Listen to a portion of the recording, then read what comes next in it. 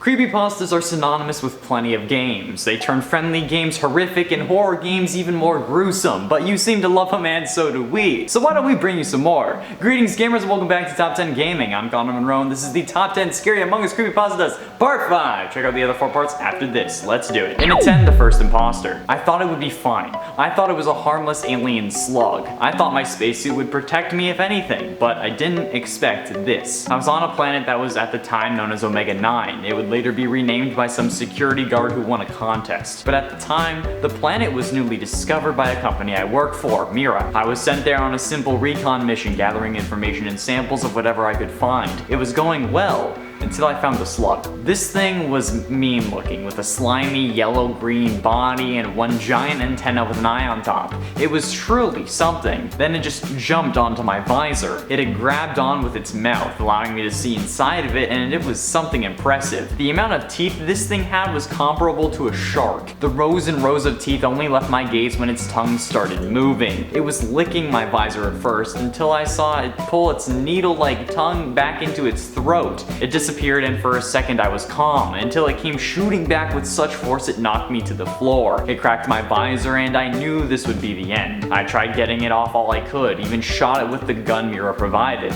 Nothing. Eventually it broke through and well, that leads us to now. Uh-oh, better go fix O2. In at 9, Michaela Loris. You may know my brother, Eris Loris. His actual name is Aaron, by the way. Being related to Eris is probably one of the most annoying things. He does it in real life too, trapping people with him and forcing them to hear out his crazed rambling of the day. At first it was that he wanted to be closer, which was actually weird considering how I'm his sister, but then it moved to starting a YouTube channel and getting better at games, to how every one of us was an imposter and the game should have ended by now. He's still stuck on Among Us. Even after the election and everyone's spamming his comments begging him to stop trapping people and spamming them in Among Us. He thinks the game is real. He thinks that he's the only crewmate left. It drives him crazy. Crazier than normal. We can't take him out anymore without him crying out that we're imposters or even accusing others of it at a restaurant or mall. It's embarrassing, but also scary. Oh god, I can hear him. I'm locking my door. Not that it will do anything. Reminder guys, if you're enjoying the video, please hit that like button. It really helps us out and lets us know what you want to see more of. In at 8, O2. I woke up short of breath. Everyone else woke up with me. We were all feeling it. The lights were off and the backup lights came on. It was red, flashing since there was an emergency. We must have been hit by something overnight. Me, orange, and green head to oxygen while black, white, and blue head to lights. Orange splits off and goes to admin since there's an actual panel in there for oxygen as well. Green turns to me and as he's inputting the code. We must have been hit by something big. He hardly managed to speak. The oxygen is running low. He puts in the code and we wait. Nothing. We start heading to admin. We walk as fast as we can. If we have a limited supply of oxygen, running will only waste it. When we get to admin, we see orange. Well, half of him anyway. We don't have time to worry about that right now. We'll all be dead if we don't get the oxygen back. Green and I run over to the panel, panicking. But then I hear what sounds like a grate opening, like metal on metal from behind us. Green drops to the ground. I turn around and see them. Blue. They look at me. Good riddance, they said, with ease, like they didn't need oxygen to survive. Blue punched me and dropped. Then they started walking away. I managed to get out, "What are you?" before everything faded to black. And at 7, isolation. It was just us left. Me and it, and I'm not going quietly. This thing, whatever it is, killed my whole crew. A crime that cannot go unpunished. I hear footsteps coming up the hall. I run into medbay and hide under a bed. It comes in looking horrific. 4 spider-like legs with 3-toed feet, a tongue with 3 fingers on the end. This thing was what can only be described as my worst nightmares. I hold my breath. It leaves. I come out from under the bed and quickly look for anything I can use as a weapon. A fire extinguisher. It may not hold them off for long, but I can do my best. The lights shut off. I can hear footsteps coming. Hopefully this thing can't see in the dark. And at 6, electrical. Space travel can get lonely, especially being away from your family for so long with a bunch of people you don't know. But you soon grow close to each other and sometimes maybe a little too close. Being in space, we run on solar power, so the ship's electrical systems typically don't need to be repaired. That means the electrical room is almost always empty, especially the back section. So sometimes a couple of my crewmates will head back there to join the light high year club, if you know what I mean. That is, they did until when yellow and blue went back to make green and instead found their torn corpse. They brought it in and explained their situation, but never revealed why they were back there in the first place, but we all knew.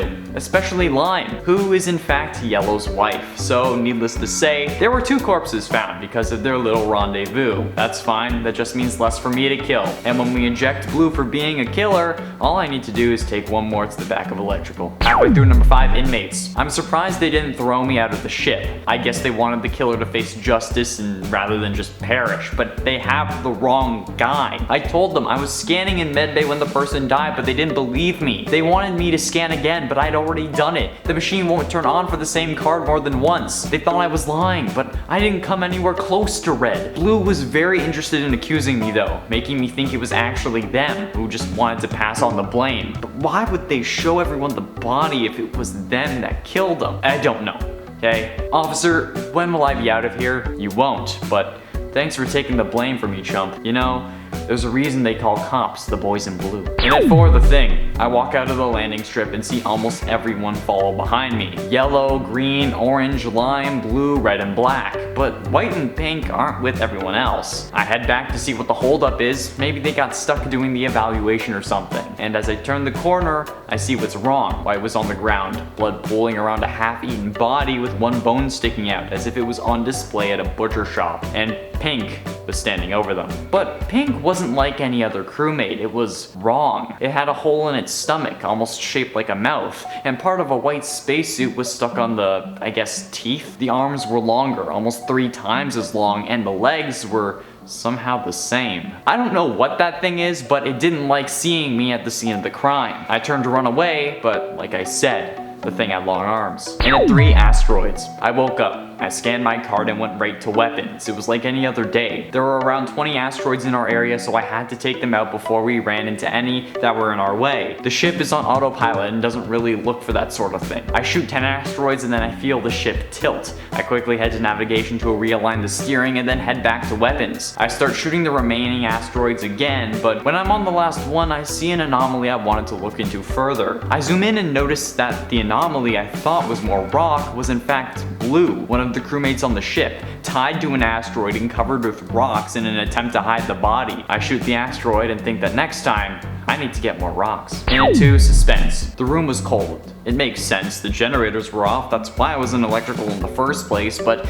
you figure that even with it off, all the electronics would have generated enough heat to keep the place from shooting my gonads back into my body. The room was dark, cold, and terrifying. I know there's nothing to be worried about, but I still couldn't help it. I took a deep breath and headed to the back panel. I begin restarting the generator when I hear a sound come from the vents. I jump back only to see some dust kick up from the vent hatch. The generator starting had gotten the heat back on. That's good. I feel a cold hand on my back and turn around to see Brown holding a bloody knife. What the hell is that? I shout at him. Relax, dude. I'm just cooking some beets to go with dinner. What's gotten into you, man? You're so tense. I take a deep breath and walk out with Brown. We head to the caf where he has laid out plenty of snacks and treats for the other crewmates. Go nuts, he says, gesturing towards all the food on the tables. I will, I say, licking my lips.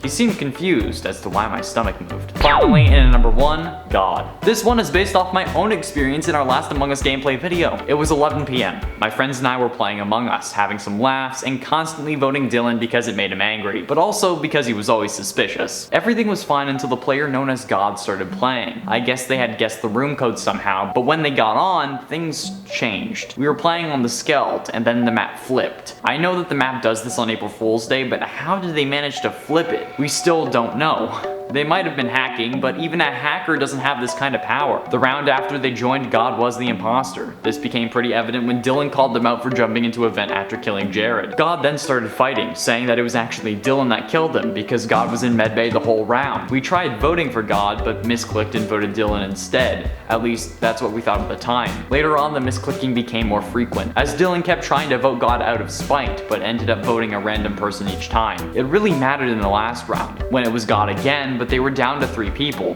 God, Bree, and Abby. They both knew it was God, but somehow when they voted so that the vote would be tied and God would live to sabotage and taunt both Abby and Bree. I don't know if that could have been a hacker. I don't think hacks are that advanced. All you should take away from this is you can't vote for God. He isn't a democracy. There we have it, friends, the top 10 Scary Among Us Creepypastas Part 5. Thank you all so much for watching. I have been and shall remain Connor Monroe, and I'll see you in another video.